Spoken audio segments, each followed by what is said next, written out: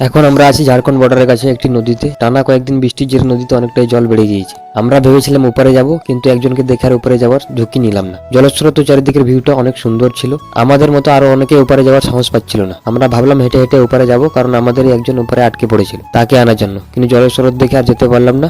আর এই যে আমাদের পুষ্পা ভাই বলছিল উপরে যাওয়ার আমার কাছে কোনো ব্যাপার না, এক পা না গিয়ে আবার রিটার্ন এলো। ওপার থেকে একজন এপারে আসছে, দেখা যাক বেরোতে পারে কিনা।